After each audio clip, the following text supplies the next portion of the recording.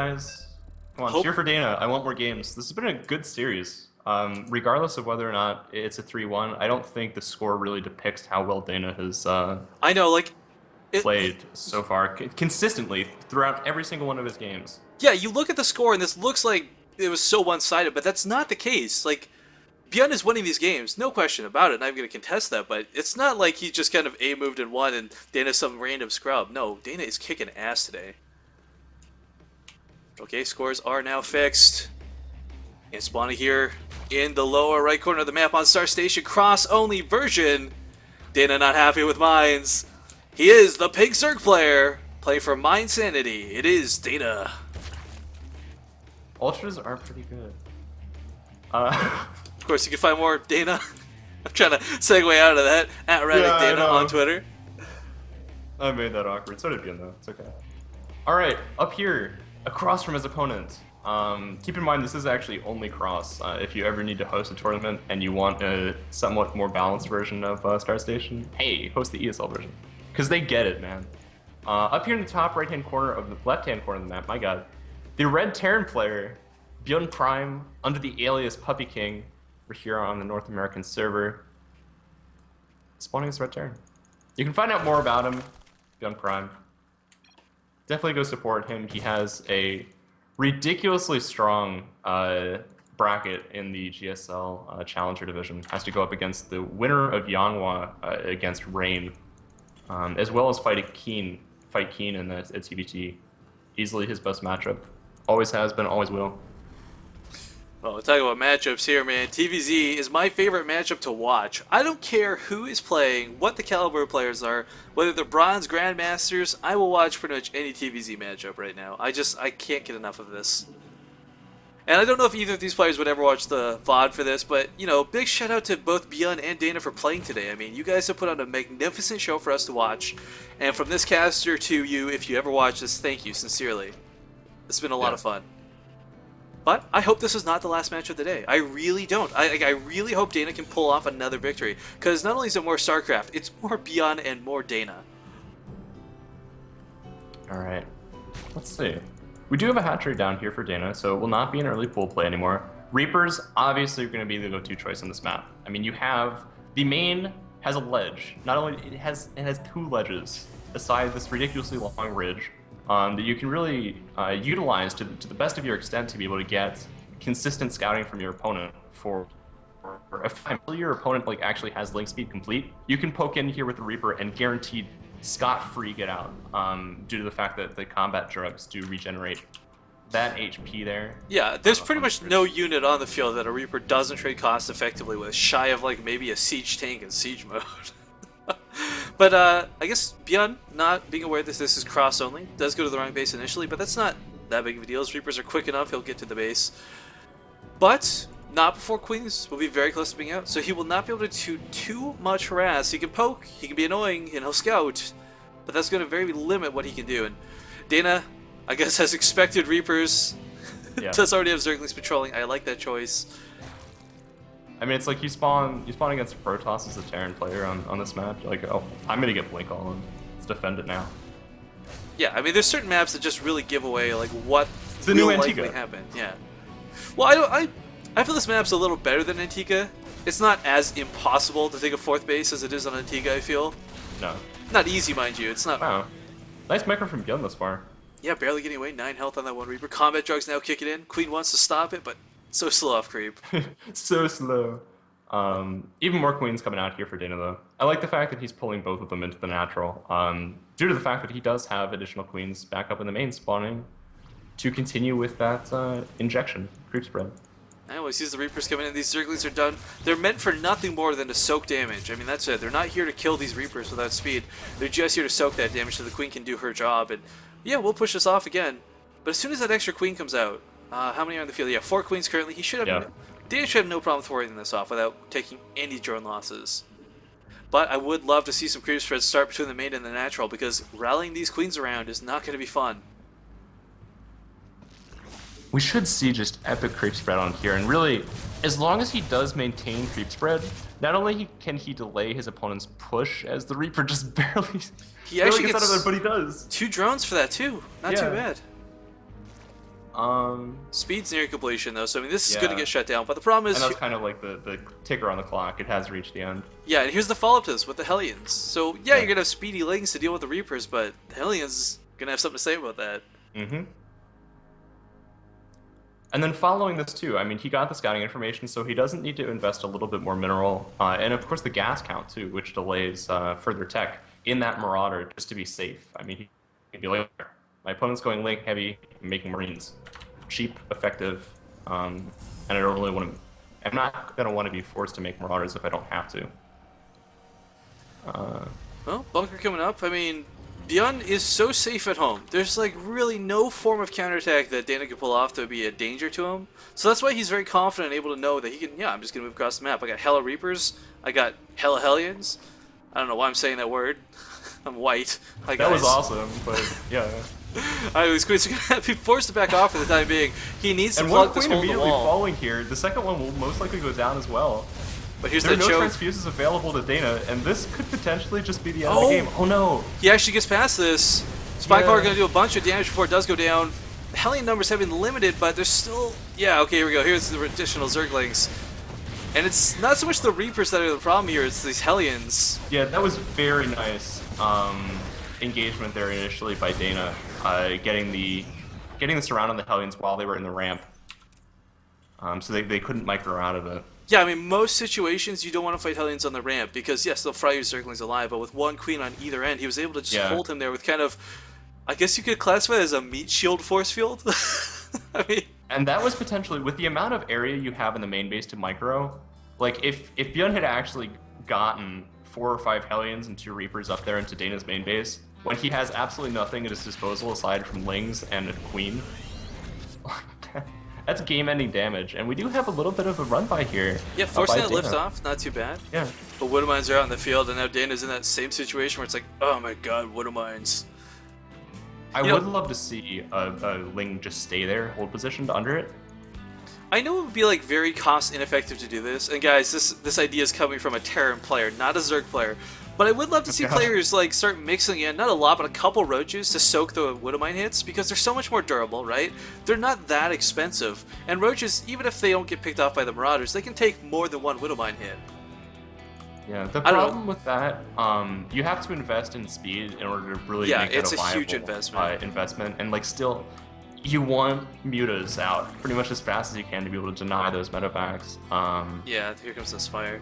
I mean, yeah, I know it's Yeah. not a great idea, and that's why people don't do it, but I'm But just saying, early like, this, game, yeah, yeah, small investment, like, not a big deal, I don't know, but look at all these barracks coming out. He doesn't even care about the main, he doesn't care about the natural. He's like, you know what, cards on the table, DaNa, come here, you're gonna see this. I've got so many barracks on the field, what are you gonna do about it? this additional production out here from Byun, kind of in lieu of another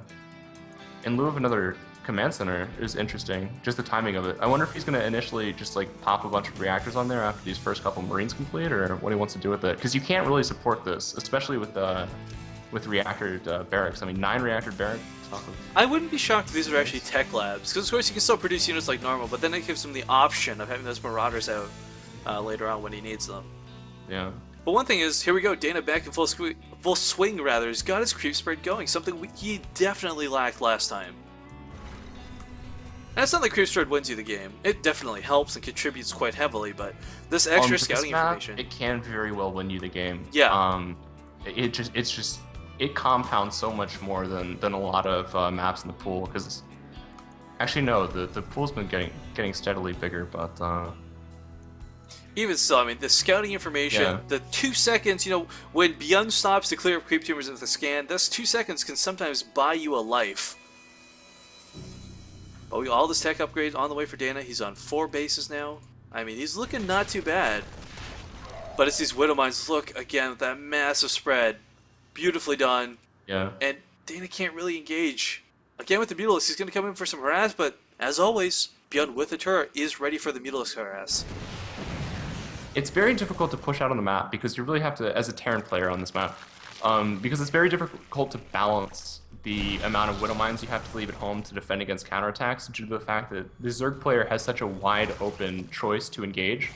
I mean, you have so many opportunities available to you to try and get lings in there, either in your opponent's production or to stifle their economy. Byun actually sufficed to leave one at home. DaNa doesn't know about this move out quite yet, though. Now he does. Yeah, the Marine's just poking forward for the time being, but... Oh, what is... Wow. Nice repositioning by Byun. He's just kind of leapfrogging his Widow Mines as if they were siege tanks. Uh-oh, this is going to get hairy. Lots of struggles get poked up. Luckily, not going off on those Mutalisks. But with the Widow Mines all being triggered, DaNa's got all these Banelings ready to go. Yeah. A couple small good connects. His opponent does still have a couple Widow Mines back at home. Not quite burrowed yet, and Drilling Claws hasn't been researched. But they do get a chance to burrow in time. DaNa does not want to take that fight. DaNa's been very effective, I have to say, all day. Like, I don't want to sound like I'm obsessing over this too much, but I love the way he's using his Zerglings to constantly...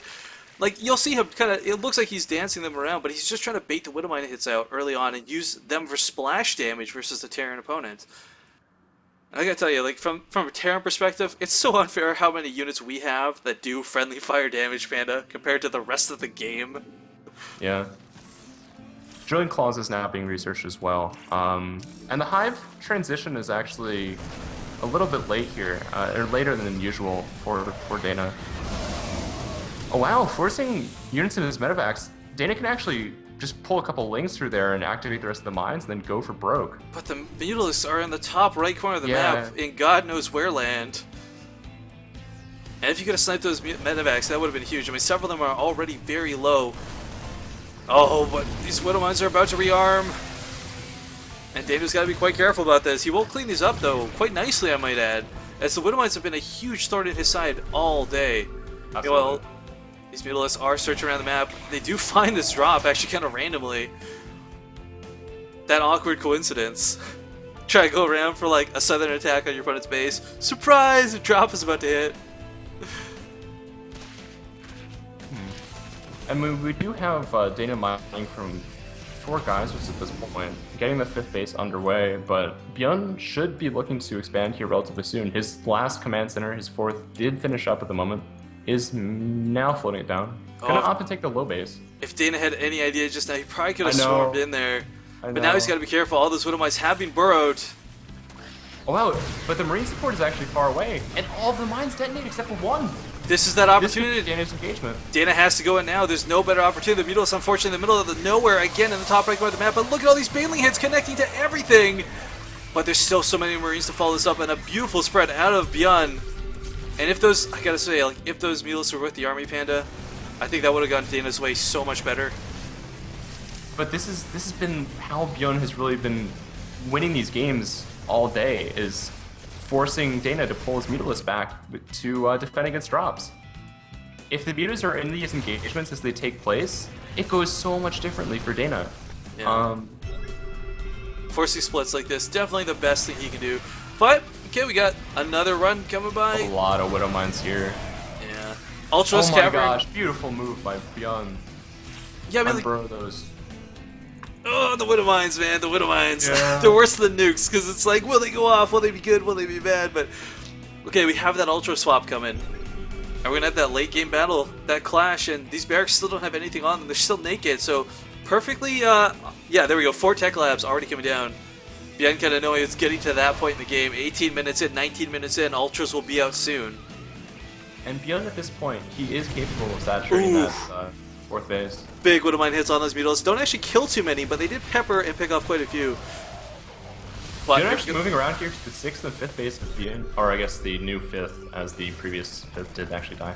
yeah, DaNa's creep spread didn't give him quite the warning he needed, and he's gonna have to respond. He can't afford to lose his base with the Ultras tech. It's Ooh. so expensive. Moving 1 ultra forward, but this is such a brilliant engagement position for Byun. I mean, he's already spread, he has the Widow Mines deployed. Ooh, with the Ultras kind of actually being suicided a little bit, I feel. Following this up with even more. Oh my gosh, a Widow Mine goes down on almost every single one of the Banelings, and despite the fact that the Mutas are left alive, Look how low these medevacs are. He really Yeah. needs to pick these off. I feel that with the reinforcements coming out here from Byun, if he waits just a second or two, Oh, there's that planetary. he'll have an army that DaNa really just can't touch. DaNa's already kind of in that situation, though, but, you know, that wasn't engaged without Chitinous, without 3-3. Pathogen Glands coming in. Oh no, he's going to lose these Ultralisk Panda. Oh. Such expensive units to take losses at this point in the game. But last time, one big point I want to point out is DaNa lost half of his Infestors to a misrally. Just total accidental miscontrol. This game, maybe actually having the Infestors will change everything. Because I mean, you got to remember, like he pumped out like 8 Infestors early on and then lost 4 immediately. Yep. Yeah, we'll see if he can hang on to them this game. Again, though, his 5th base is, or his 4th base is under fire. And the Widow... But look at that control, immediately pulling back most of his army after seeing that burrow go off. And the DaNa... Banelings were there, though, and that's really what he needed. The Lings and the Mutas will be able to clean up this, along with the 1 Ultra that will end up falling. But the medevacs living so often and so frequently are just making this so difficult to deal with. And now Byun's literally, his production is queued forward. His He's production rallying is in insane. here to end this. 13 Marines at a time, 3 Widow Mines, Ultras coming, Fungals will go down. And if DaNa can pick off these medevacs, I feel he might be in a slightly better position, but you're right, it's an uphill battle to say the least at this point. Big attack, you're going to kill the base in the southern location of the map. Ultras falls. And DaNa has stabilized, albeit just barely, as we have this continue to attack. Yeah, it's like watching a tug-of-war map here on the top right corner. I know. Just both armies constantly flooding in, Infested Terrans going down, no Fungals going off, Widow Mines moving forward, Mules having cleaned up. The Infestors are now without energy, and the Widow Mine's actually good detonating on a lot of the Infestors, now down to 3. And no DaNa burrow. recommending them forward into the army of Byun. Facebook.com/DaNa fighting. Let's give him some love, guys. But yeah, give it up for our Polish player. Played a great series today.